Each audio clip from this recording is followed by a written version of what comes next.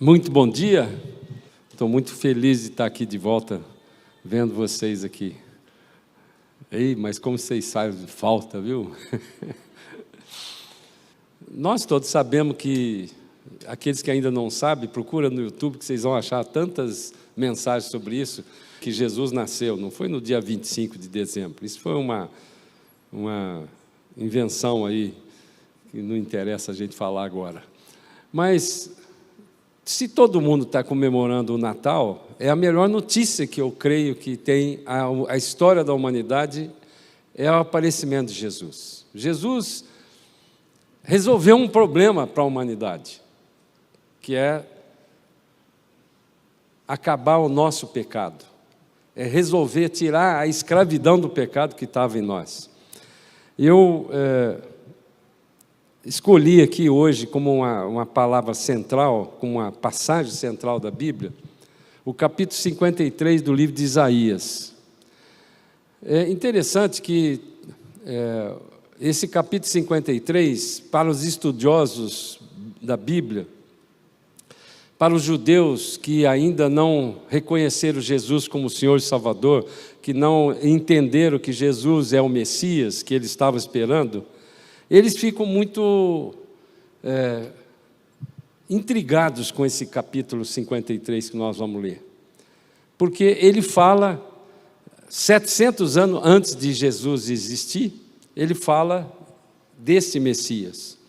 E eles não conseguem compreender isso. E eu li um livro do Yaakov Remsal, que Yaakov Remsal é um judeu, rabino, que se enveredou por um estudo da palavra de uma forma tão profunda que ele acabou descobrindo, ele pulava esse capítulo 53, ele pulava, ele não compreendia isso, até que um dia, eu creio que foi o Espírito Santo de Deus, fez com que ele se debruçasse para estudar isso aqui de uma profundidade, como ele conhece profundamente o hebraico, e ele foi, a cada versículo desse, ele foi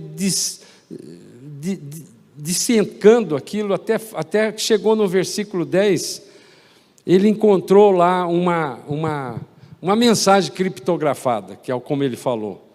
Se você pegar no segundo iode, iode é um símbolo que tem no hebraico, do segundo iode, da direita para a esquerda, 20 letras depois, ele encontrou uma frase, e essa frase, Yeshua Shmi. Yeshua Shmi quer dizer, o meu nome é Jesus. E aquilo deixou ele tão impactado com aquilo, que ele continuou fazendo esse estudo e descobriu que em muitas outras passagens na Bíblia, em todas aquelas que profetizavam sobre a vinda do Messias, aparecia essa mesma frase, Yeshua Shmi. Esse livro foi escrito 700 anos antes de Cristo. E então quero contar uma história que aconteceu agora recentemente conosco, que mostra como que Deus dá uma promessa para mim e para você, quando você ora, quando você vai buscar o Senhor, quando você quer fazer alguma coisa, como por exemplo, nós viajamos para os Estados Unidos. Meu filho mudou para lá em junho, e antes dele mudar, eu já comprei a passagem, para garantir que eu fosse vê-lo no final do ano. E eu comprei a passagem saindo no dia 1º de dezembro, saindo de lá de volta no dia 21 de dezembro. Qual foi a nossa surpresa? E para fazer isso, nós, como fazemos muitas coisas, a gente foi orar, Senhor, prepara o melhor dia, a melhor situação, para que a igreja, nesse período, não fique descoberta. Nós estamos querendo ficar aqui, mas nós queremos ir lá também visitar os nossos filhos. E a minha surpresa foi quando nós fomos voltar, o Caio, meu filho, falou assim, pai, amanhã, ou seja, no dia que vocês chegarem no Brasil, vai ter a maior nevasca que já aconteceu nos Estados Unidos. Aqui em Pittsburgh, onde nós estávamos, nós vamos ter 40 graus negativos. Irmãos, eu vivi lá esses dias e teve um dia lá, uns 2 ou 3 dias, que nós passamos 10 graus negativo. E 10 graus negativo, sem vento, dá para a gente encarar, mas quando venta um pouquinho, você tem que sair da rua, porque endurece tudo. Fica uma coisa, os narizes assim, fica tudo parado, né? E aquilo me chamou a atenção, porque realmente no dia 22, quando nós chegamos aqui, foram cancelados 2.600 voos, e nós não iríamos chegar aqui para passar o Natal aqui com vocês.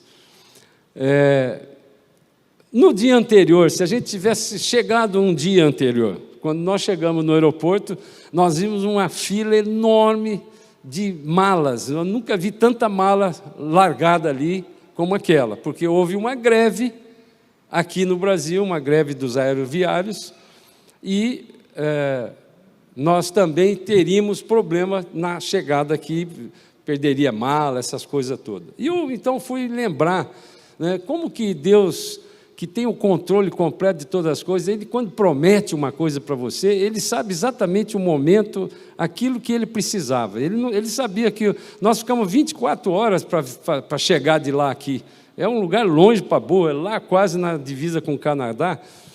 E Deus é muito bom. E eu, quando estava lembrando dessa passagem, eu falei: o Senhor escreveu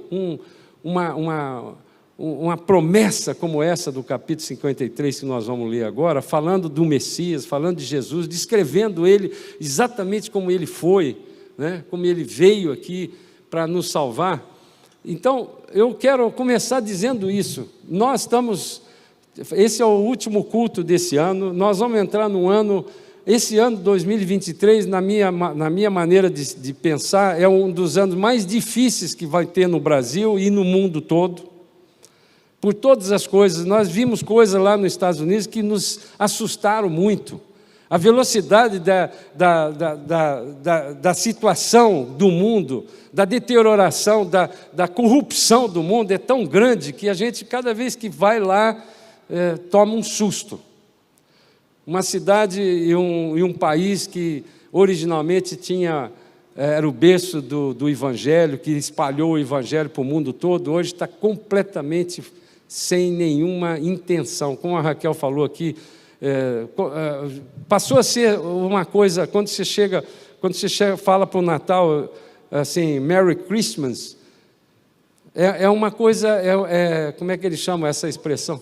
É ofensivo. Você chegar para um americano e falar Merry Christmas, é ofensivo hoje. Por quê? Porque eles não querem saber mais de Cristo. Então, o Brasil é um país que está ainda debaixo da unção do Espírito Santo de Deus, e nós somos celeiros desse mundo tenebroso que nós estamos vivendo aqui, irmãos. Nós estamos na pré-tribulação, nós estamos cada vez mais próximos da volta de Jesus. Então, quando você ouvir agora essa leitura que eu vou fazer aqui, preste atenção naquilo que o Espírito Santo de Deus está falando comigo, com você, com relação a Jesus. Ele previu há 700 anos antes de Cristo. E isso continua válido até hoje. No versículo 1 diz assim, do capítulo 53, quem creu em nossa pregação? E a quem foi revelado o braço do Senhor? Porque foi subindo como um renovo perante ele, e como raiz de uma terra seca, não tinha aparência nem formosura. Olhámo-lo, mas nenhuma beleza havia que nos agradasse. Era desprezado e mais rejeitado entre os homens, homem de dores e que sabe o que é padecer. E como um de quem os homens escondem o rosto, ele era desprezado e dele não fizemos caso. Quer dizer, desde antes do nascimento de Jesus, havia um espírito de anticristo, de resistência à existência de Jesus. E aqui, nessa linguagem poética que o profeta Isaías usou, ele foi falando, foi descrevendo como que Jesus iria ser interpretado na hora que ele chegou como homem, Filho de Deus como homem, e agora quando nós estamos representando a Ele. Então há uma resistência. O versículo 4 ele continua, certamente Ele tomou sobre si as nossas enfermidades e as nossas dores levou sobre si, e nós o reputávamos por aflito, ferido de Deus e oprimido. Mas ele foi traspassado pelas nossas transgressões e moído pelas nossas iniquidades. O castigo que nos traz a paz estava sobre ele, e pelas suas pisaduras fomos sarados. Esse versículo aqui, quando Filipe estava andando ali perto daquele eunuco, que estava lendo exatamente esse versículo 5 aqui, ele perguntou para Filipe, o que significa isso? E a partir dali, Filipe apresentou Jesus como o Filho de Deus, que veio como homem para resolver o problema do pecado. E aquele homem se converteu por causa desse versículo. Então, versículo 6 ele diz, continua, todos nós andávamos desgarrados como ovelhas, e cada um se desviava pelo caminho, mas o Senhor fez cair sobre ele a iniquidade de todos nós. Irmãos, nós não fomos inocentados dos nossos pecados. Nós fomos perdoados. Há uma diferença fundamental, até no ponto de vista jurídico. Algumas pessoas interpretam errado isso. Nós não fomos inocentados. O pecado continua existindo em nós, a natureza pecaminosa continua existindo em nós. Nós não apagou esse pecado, mas nós fomos justificados por Jesus, porque Ele, como homem, pagou essa dívida que trazia a diferença entre nós e Deus. Então, essa separação que Deus é santo, e Ele resolveu esse problema definitivamente. Ele foi oprimido e humilhado, mas não abriu a boca, e como cordeiro foi levado ao matador. E como ovelha muda perante os seus tosqueadores, ele não abriu a boca. E por juízo o opressor foi arrebatado, e de sua linhagem quem dela cogitou? Porquanto foi cortado da terra dos viventes, por causa da transgressão do meu povo ele foi ferido. Designaram-lhe a sepultura com os perversos, mas com o rico ele esteve na sua morte, posto que nunca fez injustiça e nem dolo algum se achou em sua boca. Ele foi crucificado com 2 malfeitores, mas ele foi enterrado no túmulo de José de Arimateia, que era um homem rico. Aqui está essa linguagem poética de Isaías, está contando tudo aquilo que aconteceu com Jesus. Todavia o Senhor agradou moê-lo, fazendo enfermar, quando der ele a sua alma como oferta pelo pecado, ele verá a sua posteridade e prolongará os seus dias. Aqui era uma previsão da ressurreição de Jesus. Quer dizer, ele falava da morte, mas depois ele falava que ele verá depois. Ele prolongará os seus dias. A posteridade que aqui é falado somos nós.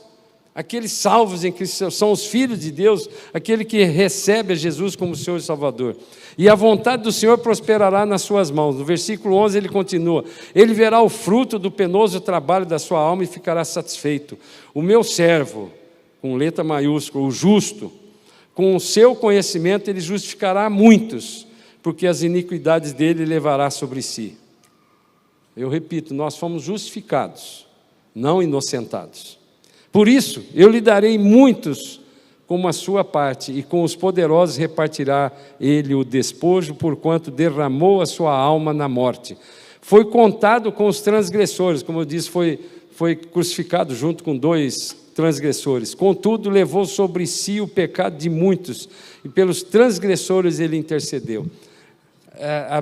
A Bíblia é tão rica em detalhe que Deus preservou essa história de que um daqueles malfeitores que estava sendo crucificado reconheceu naquele momento que Jesus era o Filho de Deus, que ele veio para salvar a vida dele nessa relação. Então ele não precisou nem ser batizado, não deu tempo, porque ele estava sendo crucificado. E Jesus usou, é a única declaração que está na Bíblia de Jesus propriamente, dizendo, hoje mesmo estará comigo no paraíso. Ele declarou a salvação daquele homem apenas porque ele creu.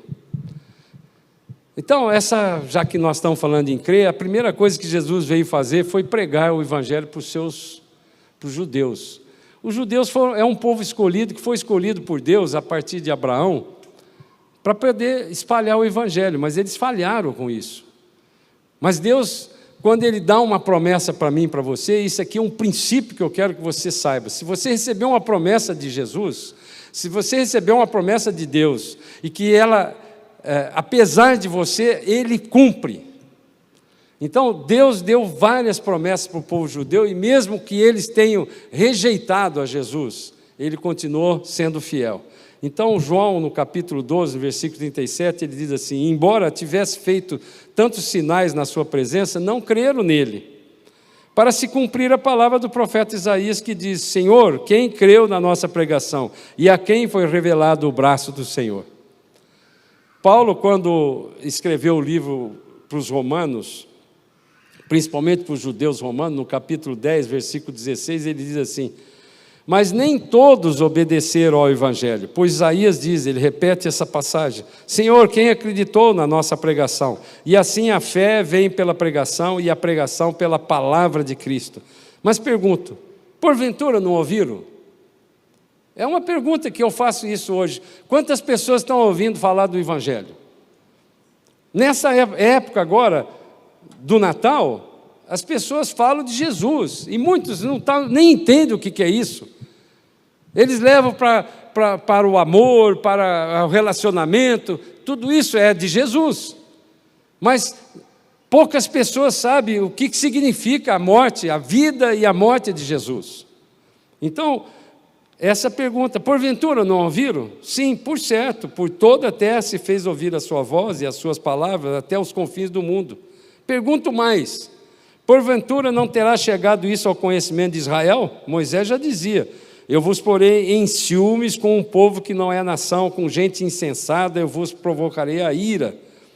E Isaías a mais se atreve e diz: fui achado pelos que não me procuravam, revelei-me aos que não perguntavam por mim. Quanto a Israel, porém, diz: todo dia estendi a mão a um povo rebelde e contradizente. Essa rebeldia de receber a Jesus, que o Paulo falou em Romanos dos judeus, também tem muito isso hoje. Eu citei esse exemplo que eu vi lá nos Estados Unidos, e eu estou realmente extremamente preocupado, e ao mesmo tempo eu estou vendo que aquilo que Deus tem falado para nós, de que o Brasil é o último estágio dessas nações chamadas evangélicas, que vão espalhar o Evangelho, está na nossa mão, irmão. Nós ainda temos liberdade de pregar o Evangelho, nós ainda temos liberdade de ler a Bíblia, de falar abertamente de Jesus. Ainda tem essa possibilidade. E eu creio que Deus tem um propósito com o Brasil especial para o mundo. A segunda coisa que eu quero destacar é sobre a libertação do nosso corpo e alma. Versículo 4 do capítulo 53 de Isaías, ele diz assim, 4 e 5. Certamente Ele tomou sobre si as nossas enfermidades e as nossas dores, e levou sobre si. E nós o reputávamos por aflito, ferido de Deus e oprimido, mas Ele foi traspassado pelas nossas transgressões e moído pelas nossas iniquidades. O castigo que nos traz a paz estava sobre Ele, e pelas suas pisaduras fomos sarados. Mateus escreveu ali no livro de Mateus, no versículo 16 do capítulo 8, o livro de Mateus é um evangelho escrito com a ótica para o judeu, né? Então ele diz assim: chegada a tarde trouxeram muitos endemoniados, e ele meramente com a palavra expeliu os espíritos e curou todos que estavam doentes, para que se cumprisse o que fora dito por intermédio do profeta Isaías. Ele mesmo tomou as nossas enfermidades e carregou com as nossas doenças. Eu queria pedir licença para a Raquel, para contar uma experiência que ela teve agora recentemente. Ela teve um dia que ela estava com muita enxaqueca. Tinha tomado já 3 vezes remédio para acabar a enxaqueca. Durante 3 dias ela ficou com assim, aquela dor de cabeça terrível. A Raquel é muito resiliente com dor, né? E até que um dia ela falou assim, ela entrou não sei que lugar da casa que ela estava, no banheiro ela viu lá um copo d'água. E aí A gente deixa lá a água para tomar remédio, né? Isso é coisa de velho, né? Aí ela viu aquele copo d'água e falou assim: o senhor é a água da vida.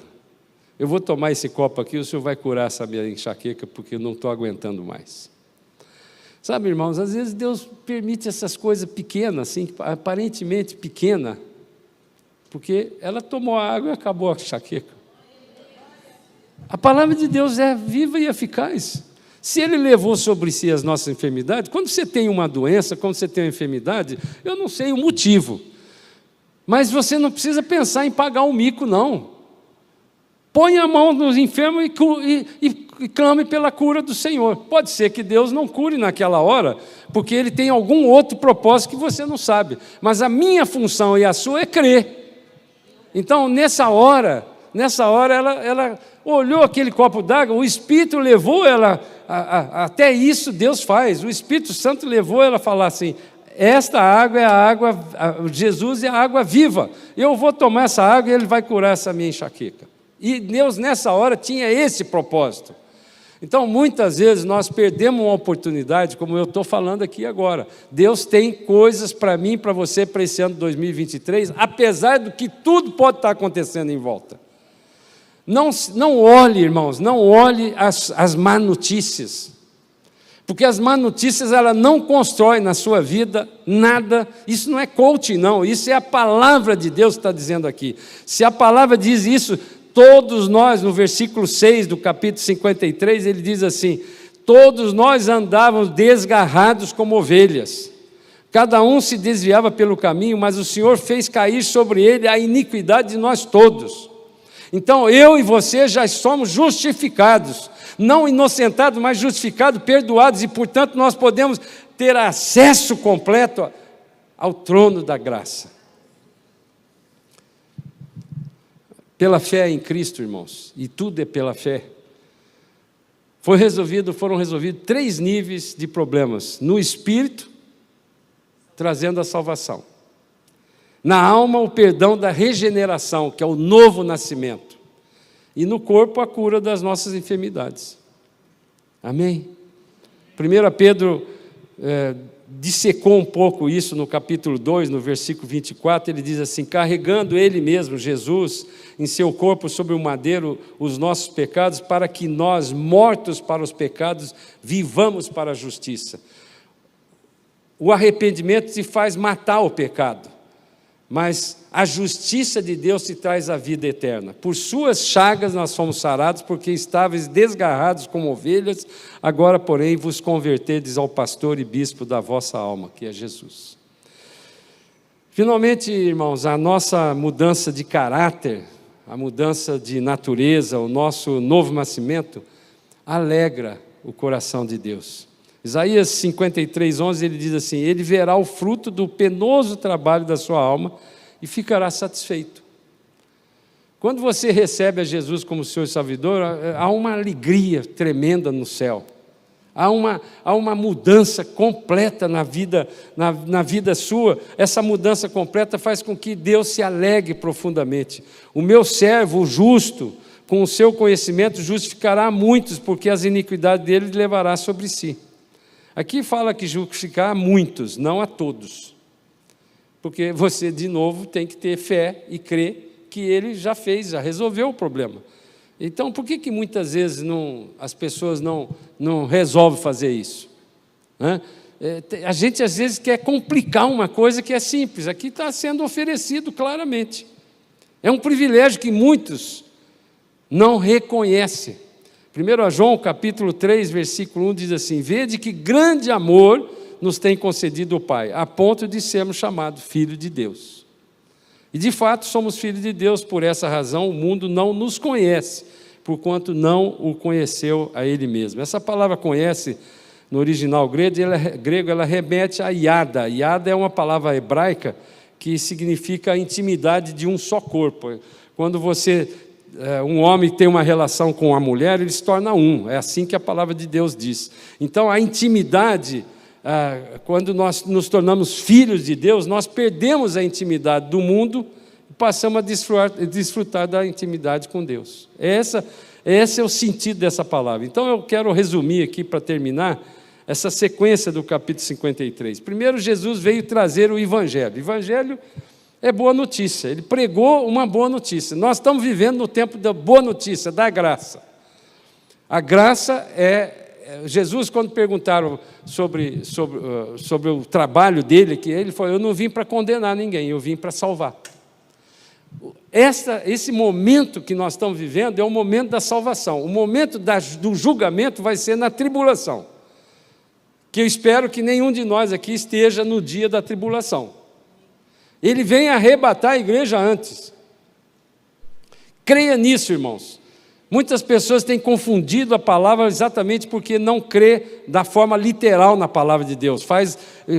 Olha a Bíblia como uma alegoria e aí interpreta tudo. Outro dia eu ouvi um grande pregador, que eu admiro muito, dizer que nós estamos vivendo no milênio.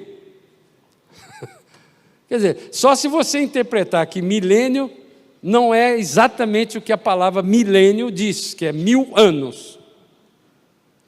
Como que nós estamos vivendo no milênio se o Apocalipse diz que no milênio o Satanás estaria preso?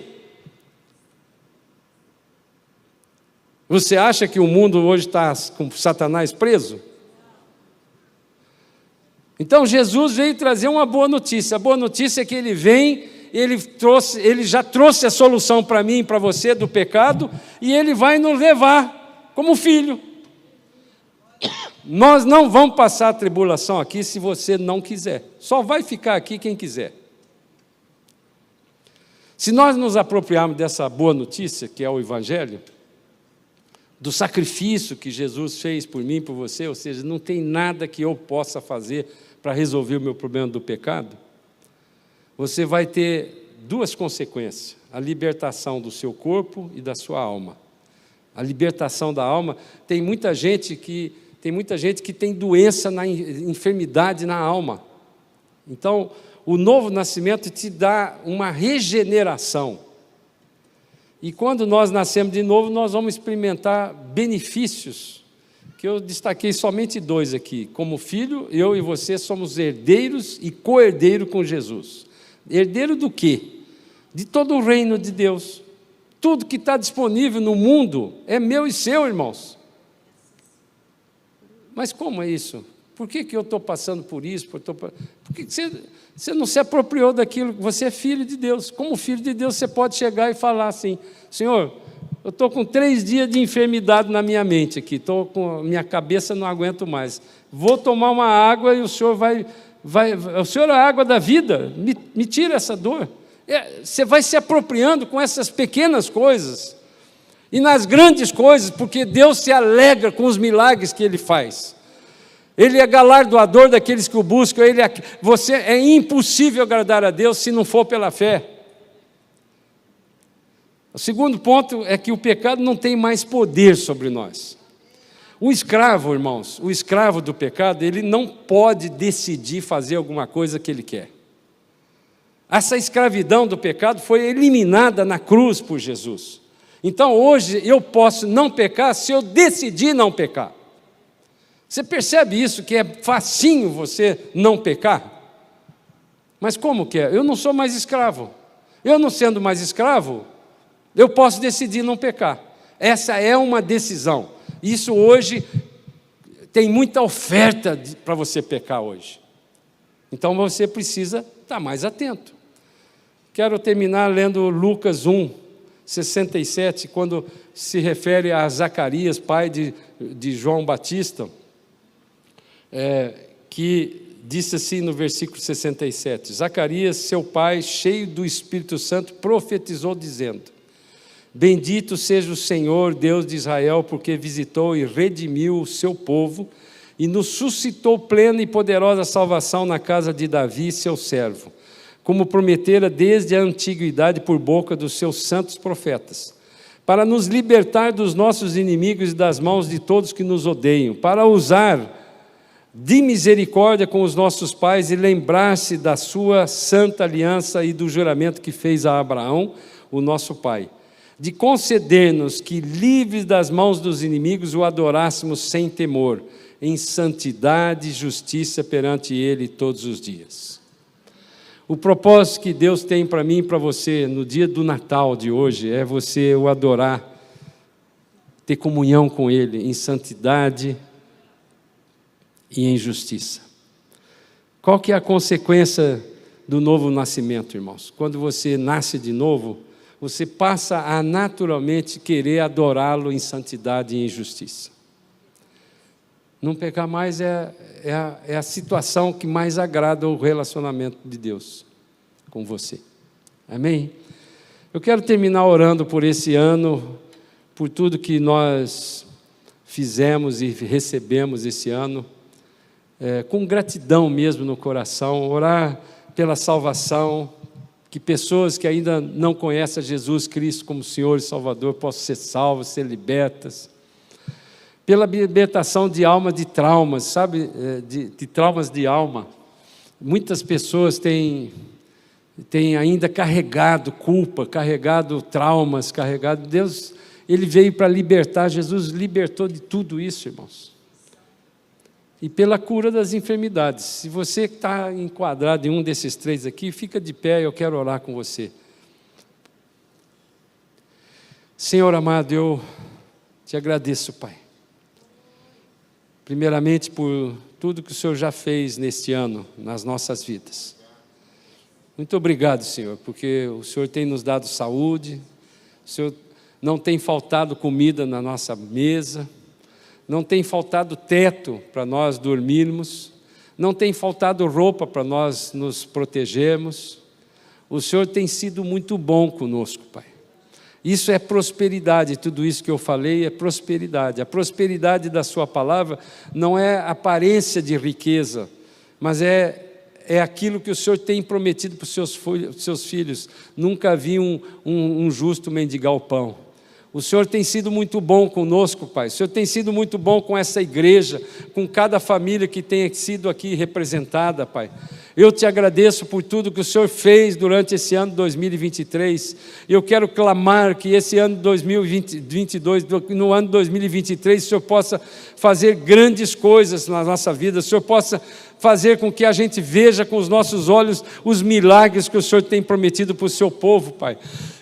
Eu te agradeço, Pai, por tudo que o Senhor tem feito nas nossas vidas, e eu quero clamar que o Senhor venha fazer com que pessoas que estão traumatizadas em alguma coisa na sua alma, em alguma coisa que foi lá do passado, que possam ser libertas, porque Jesus já nos libertou da escravidão do pecado, e que nós possamos compreender isso e entender no nosso espírito que Ele é nosso Pai, e Ele ama a cada um de nós, e Ele é poderoso, Ele tem o controle do tempo, Ele tem o controle de todas as coisas, Pai. E eu quero agora clamar também que se houver aqui alguém que tem algum tipo de enfermidade, nós clamamos que o Senhor venha libertar completamente, assim como o Senhor fez aquele dia com a minha esposa, Pai. O Senhor pode fazer, o Senhor é poderoso, o Senhor pode trazer uma cura completa agora sobre qualquer tipo de enfermidade. Eu repreendo isso, porque a palavra de Deus diz que Ele levou sobre si as nossas enfermidades, e portanto é sobre essa palavra que o Senhor é fiel que eu estou orando, clamando, Pai, que o Senhor venha levar sobre si essa enfermidade, e em nome de Jesus eu repreendo esse espírito maligno, mentiroso, que está trazendo essa enfermidade, para a honra e para a glória do nome de Jesus. Amém. Você pode acompanhar todo o nosso conteúdo baixando o nosso aplicativo ou seguindo as nossas mídias digitais usando o QR Code. Deus te abençoe!